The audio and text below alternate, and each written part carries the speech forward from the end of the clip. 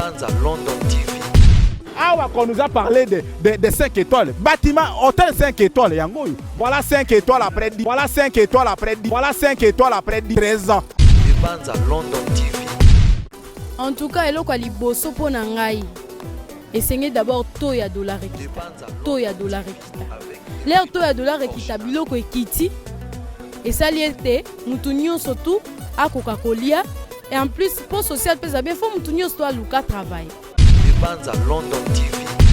Mais dans le but déjà que non, vie sociale des alliés, vraiment, on n'a pas d'idée. Parce que vie, pensa, ça passe.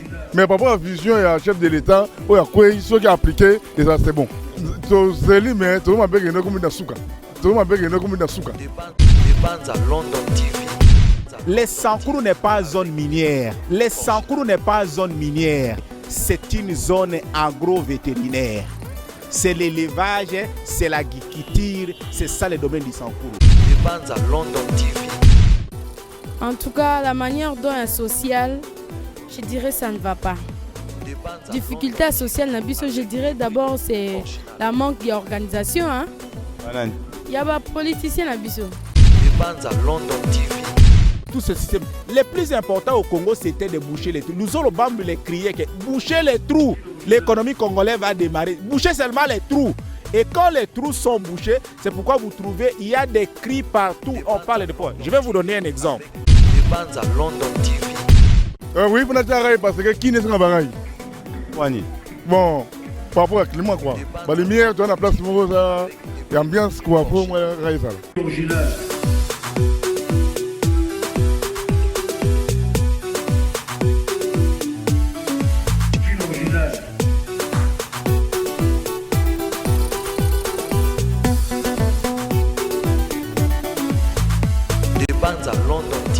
Bon, merci beaucoup pour cette très belle chanson que nous a proposée la régie.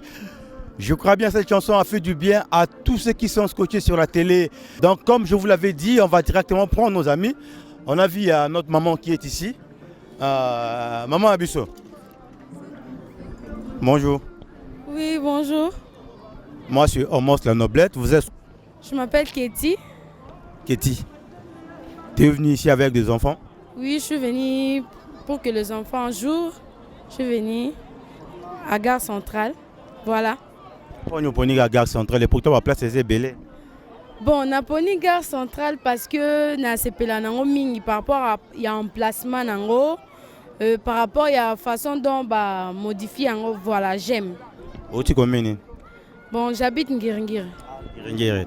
Alors, Yosa maman qui est tout le social, le tant que jeune, au monde en social les autres qui nous ont ça va tout moi difficulté en bon.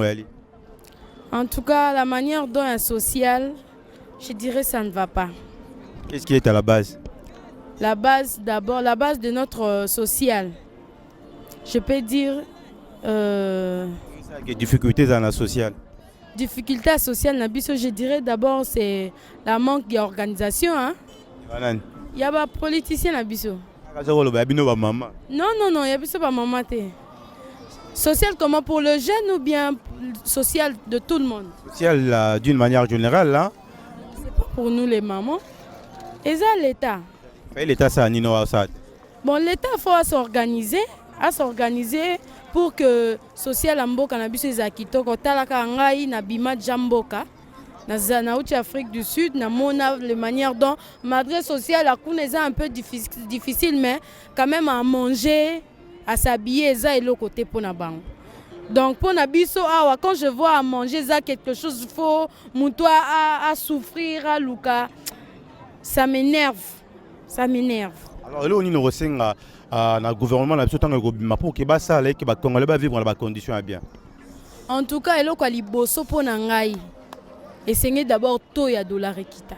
L'air to ya dollar ekita biloko ekiti et ça liete mutu nyonso tu akoka kolia et en plus pour social pesa bien faut mutu nyonso to aluka travail. Oui. Et ça la fonctionner ça mutu a pousse ça la tout le monde sécurité ou ni azana moi job na muke ou ils ont aidé pour que aller bien. Bon, les cas dernièrement. Mais on a vu que les gens souffrent là-bas pour Mukanda. Dans l'air aux Mukanda, tende ba benganyo. Merci beaucoup, Ketia. De bonnes choses. Merci beaucoup. Ce qui nous a quitté, quoi. Vous êtes en Afrique du Sud au Salia. Bon. Ce qui. Hôtel en Goa, la Kin. La Bissouki, hôtel en Goto au Salia. Te na sala nango wa badon na toza nango ata kuna pe ezaka biso nde batosala yango kuna c'est le congolaise. Merci beaucoup. Moi un mot en anglais pour que les Congolais comprennent que nous sommes en Afrique du Sud. Yeah, I'm from South Africa, Pretoria. I'm happy to see you. I like my country, DRC.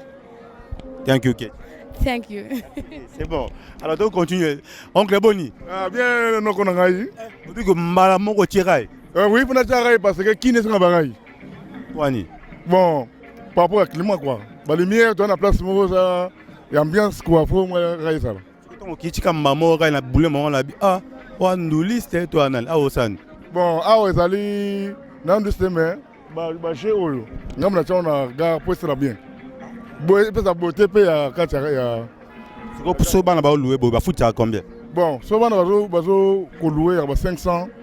Ba mettre tour na bango bazo CP là pour et ça la beauté pays.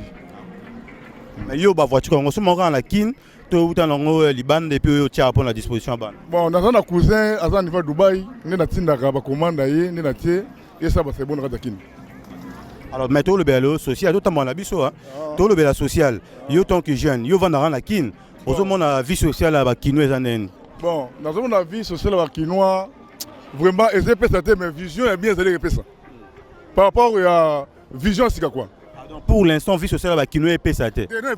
Mais confiance, confiance, c'est par rapport au chef de l'État, c'est que par rapport à la vision, tout le monde a appliqué, c'est bon. Mais le gouvernement est limité, pas si ça m'a cassé. Mais dans le but déjà que non, vie sociale des alliés, vraiment, dans les vanité. Parce que vie, ça passe. Mais par rapport à la vision et au chef de l'État, ceux qui ont appliqué, c'est bon. Congolais, pour l'instant, va signer Nzala, mais va croire dans la vision chef de l'État. Bon, en tout cas, la première des choses. Parce que le pouvoir de l'État, on le prépare. L'IDPS s'est préparé pour prendre l'impérium. L'IDPS s'est préparé pendant des années pour devenir chef. Est-ce que ça sera facile pour Félix Tshisekedi de faire plaisir aux Congolais qui l'ont voté? Parce qu'il y a beaucoup de gens qui attendent surtout le social.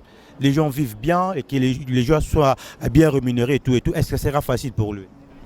L'économie dépend de la production. Ce n'est pas qu'on entre directement aujourd'hui président que tout change.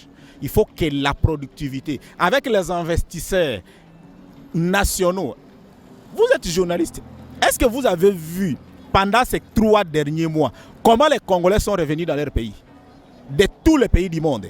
Pour investir dans ce pays, la crédibilité. Quand on va sentir ça dans 6 mois, quand ces investisseurs vont déployer leurs moyens, quand ils vont mettre, parce qu'ils vont t'employer. Tu m'appelles au journal, tu me fais une interview, je ne pouvais rien te faire. Mais quand un Djiké est revenu pour te présenter son entreprise, il peut te donner ce que tu ne pouvais même pas demander.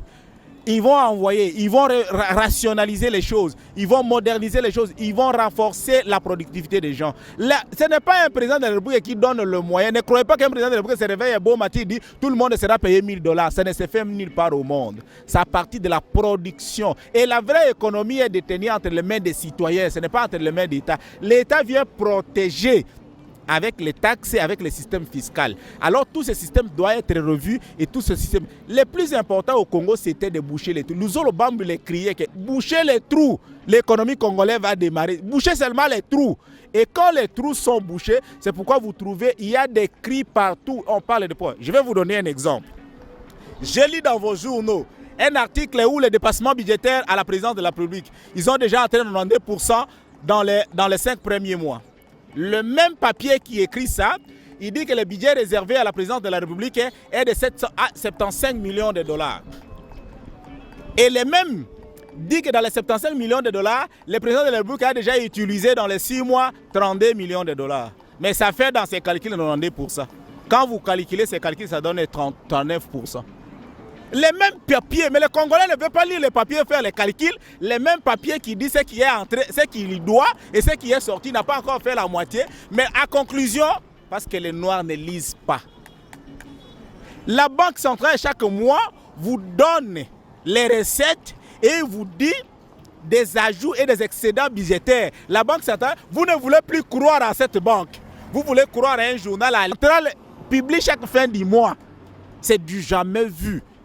Les Congolais refusent. Parce que quoi? Les voleurs et les détourneurs sont nombreux. Ils paient les journalistes matin, midi, soir pour dire aux Congolais que rien ne se fait. Les réunions de Kingaka qui vont sécher d'elles-mêmes. Je vous assure. Botika Bango. Vous savez, ces gens, qu'est-ce qu'il faut à Tshisekedi? Ils aiment beaucoup le pouvoir. Ils font à Kabila. Si le gouvernement ne bimite, il y a qui t'a nassé. Tango bakokota gouvernement ou soit musu amoni ki akoti gouvernement te. Oyoki menda dit hier quoi. Si agence France Presse, on doit revoir l'autorité morale de l'AFCC. Il y a un problème. Il commence à crier qu'il y a un problème à l'AFCC.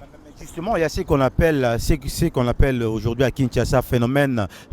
Ah, on nous a parlé de 5 étoiles. Bâtiment, hôtel 5 étoiles. Yangoyo. Voilà 5 étoiles après 13 ans. Alors, on est presque à la fin de cette émission. Monsieur Makai, vie sociale en RDC, il y a un sujet la mission principale. Votre dernier mot pour que le Congolais, demain, le lendemain, CP, la Lambour, la Bango. Et là, on est bon. Et là, il y a l'Ibossoué que nous devons soutenir maintenant le chef de l'État. Nous devons travailler avec les assemblées provinciales parce que la plus grande tâche devient l'exécutif provincial selon notre constitution. Que nakata tene que tozana Kinshasa wa toki to moni mbutu totele aba okendaka na parlement te boyaka awa na hôtel de ville. Jatiningo Bilana a une économie la gestion à Kinshasa. Quand ça ne marche pas, c'est Jatiningo Bil. Na Sankuro aussi, comme on a élu le nouveau gouverneur, on va travailler avec lui pour avoir des projets prioritaires. Il faut investir dans l'éducation. Au Sankuru, par exemple, il faut investir dans l'agriculture et dans le désenclavement. Le Sankuru n'est pas une zone minière en priorité. C'est une zone agro-vétérinaire. C'est l'élevage, c'est l'agriculture, c'est ça le domaine du Sankuru. Il faut que les investisseurs, les fils du Sankuru qui ont gagné l'argent gauche et droite et qui ont beaucoup de moyens, bakita na ba moyen batika kotonga ka bandako pona kotia ba locataire bokende ko sala ba eta bozwa ba hectare ba bateau ezo batala Kinshasa et kotisa masango pour que l'argent reste au Sankuru.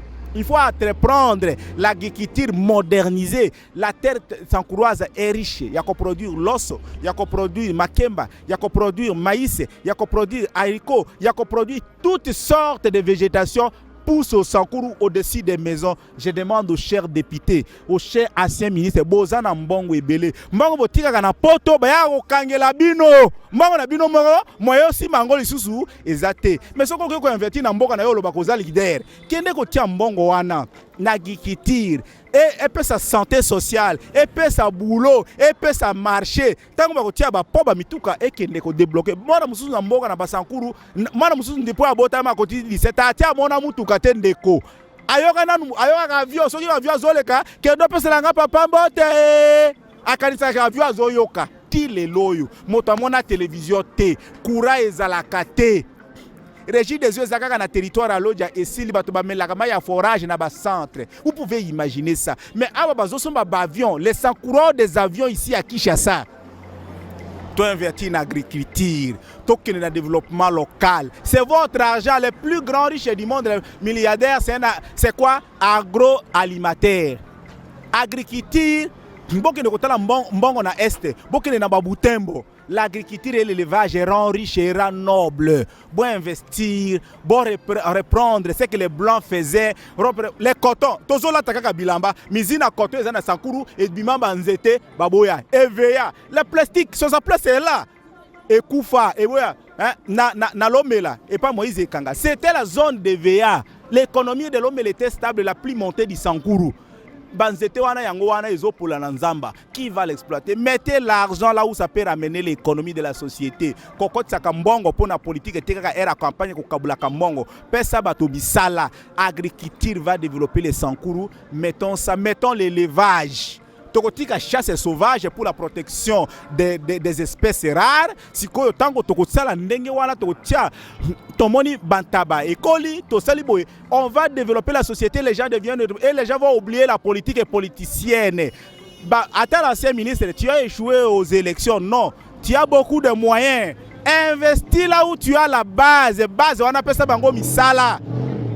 Merci beaucoup. C'est moi qui vous remercie davantage. Merci beaucoup, Monsieur Makaï. Hein. Donc, je signale qu'il est analyste politique, il a tout dit. Et Zappé, tant que Congolais, tant que moi, la Sankourou, à Pessi à Vina. Moi, je pense que c'est très important. Tout le monde a dit que c'était ma casse social, parce que moi, c'est le sujet principal de la biso. Mais tellement que la ligne beaucoup la bonne, c'est que la ligne moi, hein, moi, je demande à mon mère, je suis météo clôture là-bas. Maman Bote. Comment on Charlotte. Charlotte, nous votons tous les jours. À chaque jour. On va client belé, la moitié de belé, banda au tal à Belorona. Ah, tu vas client bazar na mwe belé, même si comme tu vas client bazar souté. Quand on s'arrête, route à non commune pour au tegate. Na route na limité na première. Difficulté ni beaucoup tana on a ndenge botega. Difficulté makasi obiso to kutana on kaka ya liboso to teka no bien tende to banda o teka. Mbongo ezate. Donc on a monté benga biloko neti ya 1000 francs, aye biso ba peso 200 francs. Ba musu obeti pe ma tolo ebise pete pesa ka 500, on dimino ka mais pas que le soma ningo soma ki osoma sute. Neti biloko na soma yango ya 30 000. Nde na nzabo ti siko 30 000 maboko eko kitena ka na 17 000 bana baluka po mbongo ezate. Alors pour social comme bien ni bino bo singa na mokonza mboka. Papa, pona ngai na eloko liboso na ina lobana no boy. Président wazaki liboso. Mais c'est Kabila, aza président 18 ans abeti na Congo. Et loko liboso tozo sengana, soki bango bazeli kaka ba okanga ba okoma na CPI kuna mbongo setika laka kuna pa mindele biso totika ika na souffrance. Et loko makasi ye azala milliardaire ya mboka na biso po aza déjà na mbongo. A créer loko moko oko biso to bana suko lela te. To bana ba mibane biso bazanga suba misala te. Mais tango yazo zela kaka ki bazela po ekoko makaka. Akosele divaka kuna po ba mindele nde bango ba yaka pona ko exploiter ka biso bango zo bakomi na omengo kude ke kotika la kuna biso tika ka ba pauvreté pour ani ya kozala milliardaire ya mboka na biso atonga pe a créer pe biso pe to sebelandi rozabwe elone kozanga. Merci beaucoup. Za mwana Congo biso to a créer le biso telo moto sepela pe ba musu na ko telenga na subo ete pona epe mwa misala moko batala tanga na gravité mama musala moko ba kende kuna otanya ta mwa muke opusa na okeno sala musala mais c'est Kabila créer eloko moko e sala ka pe bien président kala créer bango bazela ka bakufa batika biso ka ba pauvre. Merci beaucoup ma chère. Maman biso kombo. Bon, merci de repasser la parole. Nga maman ici. Maman ici, yo vacciner pour la sociale na bino ke ba bon c'est pour ki bino ba maman ba aussi maranda ko makambo ezala bien na ban. Merci papa pour la question na opposé ngai, mais pour nanga na ko regretter na kati ya mboka na biso. Papa soki aza mutu ya mbongo vraiment bana na ndako bakoki kolala nzala te bana na ndako bakoki pe kolela te menga na kokamwa na mboka na biso Congo Brazzaville eleki biso na ba activité na ba makambo nyonso paka desa na bango matakata lote ekitaka pete bango baleki biso na nini un bango ba vivre que chez biso bango kolia na bango fufu na bango eutaka awa kwanga na bango eutaka awa mbisi na bango nyama na bango mais biso toza na richesse wana nyonso soki tokotanga richesse oza na kati ya mboka na biso tokoki kolela te pona nini basi lokola biso tozokende kotelenga na kaneti bakaina na kati ya mboka et pourtant papa na biso aza riche. Le quoi président Félix azolanda sikolo ni yo senga na pour que lobby tout le monde a bino ba maman surtout bino bato bobonda na rabo débrouillaka et qui ba s'occuper pe na bino na ndenge ya bien yaka. Vraiment na koloba na papa na biso Félix oyebi libala soki ekufi nango kaka ya ko forcer lisusu ezalaka biete po mususu na nzela ya ko forcer bakoki pe kolia ona se double parti neti biso bangala nde tolobaka okwei mokato nini mokato na sepe na okwei moka wana mnoni no bangombe ya bangala bakolandanga bayebi tina likambo o nga na lobby ngaso tumolinga mikono na kobiso keboko ko ya mokato. Bon papa vraiment na koyebisa papa na biso Félix au moins 18 ans ya souffrance oza na 20 ans mais au community koko moko boye ya 53 ans ya ba 100 ans mais na ba âge wana limbisa na ba âge wana na lokokisité donc c'est la binope France. Vous comprendre hein, maman c'est pas grave. Merci beaucoup maman Labiso. De comprendre ouais muke likolo ya souffrance ne ozomona biso ba mama tozotelenga na boye pongi na butu tolala kate tosengi epa ya papa na biso Félix aza mwana ya Congo abotami na Kinshasa akoli na Kinshasa donc akanisela bino ebi souffrance kotambola kokende classe makolo ameka kosunga bakolege na ye bana ya Congo to patine lisusu neti camion eza likolo ya potopoto ndenge to patineki na 18 ate. Merci beaucoup. Merci beaucoup pour qu'on l'a comme ma Charlotte Mbalasima. Oui, Molongo. Hein? Bayi Mboga. Tala. To koli na biloko oyo. Obi ko beza Mbolongo. Oza na France, oza na Belgique, tango oli hamburger. Biso do oli Mbolongo. O likole dani. Likole sa nini soso na dendo. Wa ya kamikate. Kamikate na. Moi banasi kezangi. Baizali. Sikoyo sakana. Sona sisi na banora awa sona. Sona silisi awa.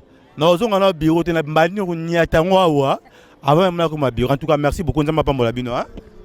Papa na lina bakisaka pona président. Eh mbasi. Bomba ngoma Charlotte. Oyebi déjà que yaza musala. Nani?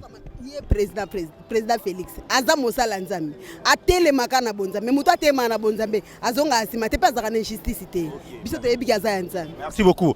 Alors tozoki mbama onda quoi. Merci beaucoup hein. Nazoya boke musika te nazoya. Donc nazonga muke na tira André Njeka po et permettre ngana nia. C'est pas possible. Je crois que tout bête à c'était chaque fois social. On peut tout dire. Mais tant que social les années na terre, on aura toujours de problèmes parce que le ventre affamé n'a point d'oreille. Moi je pense que analyse nae. Ce qui moi côté mutumso le baki betek moi libaku bon comprendre. Il y a un nenga mais mutamto analyser. Mais ce qui est vrai, nous devons travailler pour l'intérêt général du pays. Couche tout. Il y a population, les sénateurs, les magistrats, les députés. On doit travailler pour l'intérêt général du pays. Parce que pour social, les vendent et vendent, c'est une implication, il y a tout le monde. Même maman maraîchère, dans la société Nabiso. Moi, je pense que chef de l'État a tenir compte de ma mécanisme de Robapé, c'est pour que le lobby qu'on a fait de Liboso et que social les a vendent. Libanza London TV.